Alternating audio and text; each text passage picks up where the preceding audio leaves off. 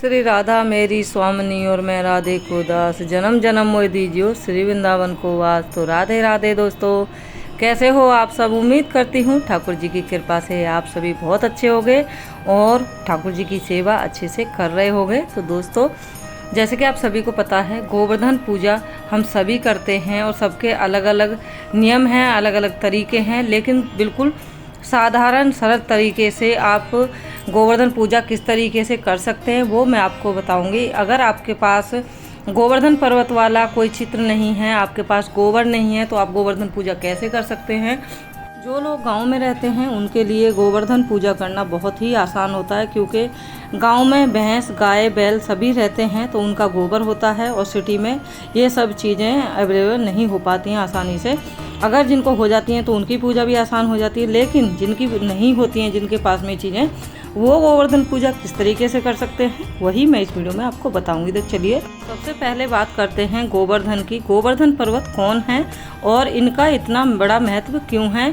तो गोवर्धन पर्वत वही हैं दोस्तों जिनको भगवान कृष्ण ने अपनी कनकी उंगली पे उठाया था। जब इंद्रदेव बहुत ही ज़्यादा क्रोधित हो गए थे, उन्होंने आंधी तूफान बारिश गोकुल मथुरा में कर दी थी, तो बहुत ही ज़्यादा आफत आई हुई थी उस समय पे। तो गोवर्धन पर्वत को हमारे भगवान कृष्ण ने अपनी कनकी उंगली पर उठाया था और उसी के नीचे सभी गोकुलवासियों को बचाया था। तो नीचे सभी आ गए थे उनके, तो सभी लोग आसानी से बच गए थे। तो वही उसी दिन से गोवर्धन पूजा होती चली आ रही है। तो मैं आपको बताऊंगी, अगर आपके पास गोबर नहीं है तो आप गोवर्धन पूजा किस तरीके से कर सकते हैं।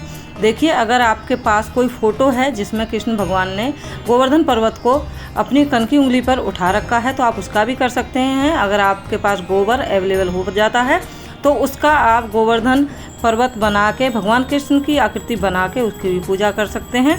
नहीं है तो अगर इस आपके पास कुछ भी नहीं हो पा रहा है तो आपके पास बाल गोपाल तो होंगे, कृष्ण भगवान की कोई ना कोई फ़ोटो तो ज़रूर होगी। तो आप कृष्ण भगवान की फ़ोटो हो या युगल सरकार हो या फिर हमारे बाल गोपाल हों, अगर आपके पास कुछ भी नहीं है तो बाल गोपाल अगर आपके पास हैं तो उनको बिठाकर उनको गोवर्धन पर्वत का रूप स्वरूप मानकर आप उनकी पूजा करिए। किस तरीके से करनी है पूजा, इसमें किस चीज़ का भोग विशेष होता है वो मैं आपको बता देती हूँ। पूजा आप जैसे डेली भगवान कृष्ण करते हैं, बाल गोपाल की करते हैं, वैसे ही करिए, लेकिन शाम के समय जब पूजा होती है गोवर्धन पर्वत की, मैं उस समय के लिए आपको बता रही हूँ। तो उस समय पे आप ठाकुर जी को पहले से ही तैयार करके रखिए, ठाकुर जी को विराजमान करिए, उनको तिलक करिए, उनकी आरती करिए। और सबसे विशेष जो होता है वो होता है अन्नकूट का भोग। अन्नकूट का भोग आप लगा सकते हैं लड्डू गोपाल जी को, और अगर आप अन्नकूट का भी भोग नहीं लगा सकते, नहीं आप बना सकते हैं, तो आप जो मिठाइयाँ हैं किसी भी मिठाई का भोग लगा सकते हैं ठाकुर जी को, या फिर आप कोई भी ऋतु फल हो आपके पास उसका भोग लगा सकते हैं, लड्डू का भी भोग लगा सकते हैं। अगर ये सारी चीज़ें भी आपके पास नहीं है तो सबसे विशेष जो है भोग है, इन सारी चीज़ों को होने के बावजूद भी वो भोग आपको ज़रूर देना है। वो मैं आपको बताती हूँ वो क्या है। वो है दोस्तों खील बतासे का भोग। खील बतासे का भोग ठाकुर जी को ज़रूर लगाइएगा। आपने देखा होगा जब गोवर्धन पूजा होती है तो उसमें खील बतासे ज़रूर बिखेरे जाते हैं, उनको जिमाया जाता है गोवर्धन पर्वत को, गोवर्धन महाराज को। तो खील बतासे का भोग आप ठाकुर जी को ज़रूर लगाइएगा। जो खिलौने आते हैं जिन्हें हम घोड़े हाथी जो बोलते हैं, जो खिलौने आते हैं उनका भोग लगाइए, खील बतासे का भोग लगाइए ठाकुर जी को। तो ये चीज़ें बहुत ज़्यादा ज़रूरी हैं। आप चाहे मिठाई का भोग लगाएं ना लगाएं, ऋतुफल का भोग लगाएं ना लगाएं, ये सारी चीज़ें हों या ना हों, लेकिन खील बतासे का भोग लगा के आप, खील बतासे का जो भोग है दोस्तों वो अन्नकूट का जो भोग लगता है उससे भी बड़ा भोग होता है खील बतासे, क्योंकि दीपावली पर विशेष पूजाएं होती हैं और उन विशेष पूजाओं में भी ये खील बतासे का ही भोग लगता है। माता लक्ष्मी को, गणेश भगवान को खील बतासे पूजा में ज़रूर रखे जाते हैं। तो आप समझ ही गए होंगे इन मामूली से दिखने वाले खील बतासों का कितना बड़ा महत्व है। एक कहावत है कि जो जानते हैं वो मानते हैं और जो नहीं मानते हैं तो ऐसे ही दुनिया में चक्र खाते डोलते रहते हैं, उनको कुछ भी कभी समझ में नहीं आता। जो इंसान समझदार होता है वो एक बार में ही समझ जाता है।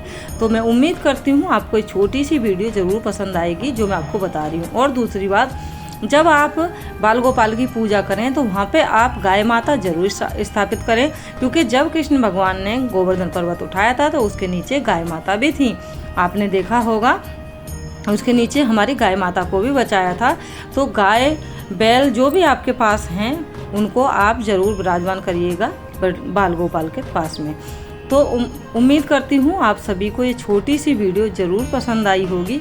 पसंद आई है तो वीडियो को लाइक करना, चैनल को सब्सक्राइब कर लेना, जितना हो सके इस वीडियो को शेयर कर देना ताकि गोवर्धन पूजा सभी आसान तरीके से कर सकें। और हाँ, गोवर्धन पूजा है कब की वो भी मैं आपको बता देती हूँ।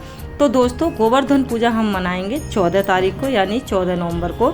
14 नवंबर 2023 को हम मनाएंगे गोवर्धन पूजा। और जो भाई दूज है वो कब मनाई जा रही है, मैं कोशिश करूँगी जल्दी से जल्दी वो वीडियो भी आप लोगों के लिए लेके आ पाऊँ, और लड्डू गोपाल जी के साथ आप जो भाई दूज है वो किस तरीके से मना सकते हैं। तो चलिए दोस्तों, मिलते हैं ठाकुर जी की एक और ऐसी ही अच्छी सी वीडियो के साथ। तब तक के लिए राधे राधे, हरे कृष्णा, हरि बोल।